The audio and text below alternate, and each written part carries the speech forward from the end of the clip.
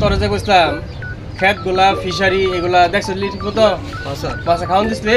হ্যাঁ স্যার। হ্যাঁ হ্যাঁ স্যার। এই মাছ কি বেসন টেসন যাইব? বড় সর হইছে? বেসন যাবো স্যার। হ্যাঁ বেসন যাবো। আচ্ছা আচ্ছা তাহলে ঠিক আছে তাহলে শুন ওই যে সুতকুর এই যে কোন মধ্যে আছে না?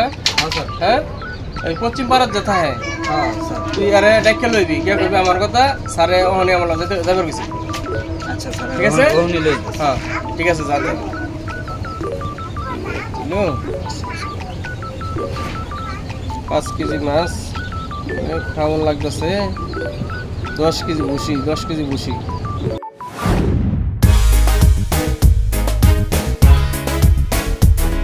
ওই মদিন ভাই বাসাত আছেন? হ্যাঁ আসি বাসাত কেডা?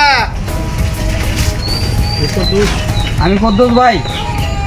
ও তুমি কেলি কে? স্যারে আপনার জরুরি তরফ করছে উনি যাইতে কইছে। এই মেয়ে তোটা অন লাগে গেলি কে মিয়া? হ্যাঁ স্যারে যাইতে কইছে আপনার কানে কি বাতাস জানা? আপনি আমার সাথে আসেন।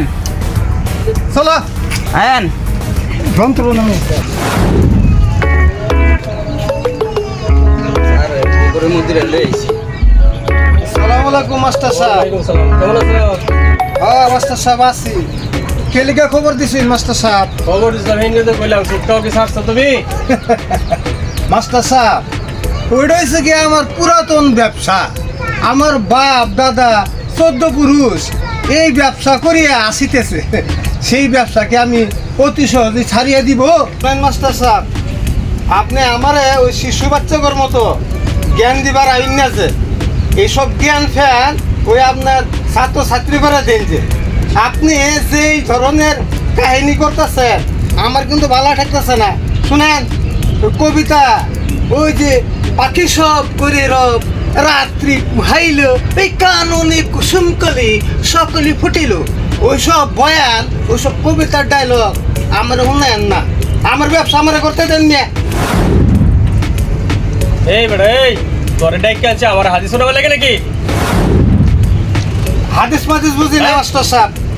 তুই আমার- সুদের ব্যবসা করবি ভালো কথা কর তোর যে একটা ছোট বাচ্চা আছে অসুখ তোর মায়ের দয়া মায়া নাই বেটা হ্যাঁ হারাম খুরকুন না রে বেটা হারাম কাজ বেটা বাচ্চা ঘরে কাজ তোর বেটা তোর সংসারও শান্তি তোর বাচ্চা অসুখ তোর একটু একটু না মায়া লাগে না তুই বেটা ভালো হইতে নাকি আমার লেগে গেছি নাকি হ্যাঁ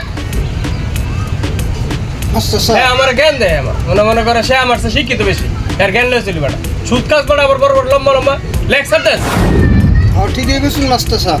বেটা মায়ের দিকে চা বেটা তোর এত একটা মায়া আমি সুদ খাই দিকে গেলে গিয়ে এত খারাপ হয়ে গেছে গা।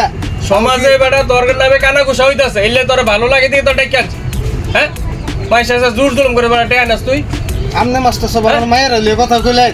মায়ের কইছি তোর মায়ের যে কথা আমার মায়ের তো একই কথা তোর মায়ের যে অসুখ তুই জানস তো নাকি এই যে বেটা সংসারে হারা মাইন না যে বলে নষ্ট করতেছ এই তোর কি মন হইতেছে হ্যাঁ এই ইনকাম কারলে করস সুদ কারলে খাস তোর লেগে না সংসারে লেগে আমি সংসারের লেগে তাহলে সুদ খেয়ে সংসার চলে দেখছ সুদ করে সংসার চলে হ্যাঁ তোর মেয়ের আমার ছাত্রী দেখে আমি তোর বাড়িতে আমার তোর ডাই আনছি আমি কি করো মাস্টার সাহেব এটা দিয়ে তো আমি আমার সংসার দেখ ওইটা হাই দেখ বৈধভাবে কামাই কর জোর জুলুম করে বাদ দি ঠিক আছে এনে রহিমের লগে তুই গেলা গেছ বড় কাজ যা বড় বড় বড় দিছে বিচার হ্যাঁ বড় বড় রাস্তা গুলো অপমান করছস মোবাইল নাচ গা কেন না দিলে মোবাইল দিতি না মাস্টার সাহেব ওহনো সময় আছে রে ভাই তোর বাচ্চা একটা অসুস্থ আমার তো ডাহে আছে দেখ শুন সেই কথাগুলো কইলাম বুঝছো তোমার মেয়েটা মাসে পরে সেই মায়ার কারণে তোমার কিন্তু ডেকে আনছি আর কিছু কথাবার্তা কইছি তুমি কষ্ট পাই না ঠিক আছে জি মাস্টার সাহেব আমি আসলে ভুল করে দিচ্ছি। তুমি বুঝো বুঝা ইয়ে করো আর ইয়ে করো যে মনে করো যে এই যে মানুষের লোক যেরকম যে এইগুলা করছো সবার সাথে দেওয়া হলে মাপ টাপ চাইও তো তোমরা যেই পাও ভাই আমার টাইডে দিয়ে দিও আর এই যে রহিম আছে না রহিমের সাথে চরম বেয়াদবি করছো তুমি আর বেশি আর মোবাইলটা দিয়ে দিবা তুমি ঠিক আছে জি মাস্টার। আর যে বাটেটা তার কাছে লোন যাও বুঝ পরামর্শের মধ্যে ল্যাপটপ ছাইড়া দিয়া আসল টাকা লয়ে ঘর ফিরো তাহলে বেশি লাভ এটাও দিত না দরকার কয়দিন করো পয়সা লাগে জি মাস্টার। দরকার করে মাথা দাঁড়ি মানে টেল লয়ে যা না মাস্টার সাহেব। হ্যাঁ তাহলে এটা বুঝছো জি মাস্টার। ঠিক আছে তো বউ সেটা লয়ে বউ কত ইয়ারে করিমের অনেক বাবাতে করলাম তাহলে বল এত একটু রাগ টাগ করছে আর একটু নাস্তা নাস্তা খাওয়াই আর সমস্যা ধরে দেখ আচ্ছা স্যার। হ্যাঁ আচ্ছা ঠিক আছে তাহলে তুমি ইয়া করো, থাকো, নাস্তা নাস্তা করে যাও। হ্যাঁ মাস্টার সাহেব, আমি জীবনে অনেক সুদ খাইছি, অনেক অন্যায় অপরাধ করছি, যে ভুল করছি, যে পাপ করছি, ওই পাপের সাজা আমিও ভোগ করছি, আমার মায়াটাও ভোগ করতেছি।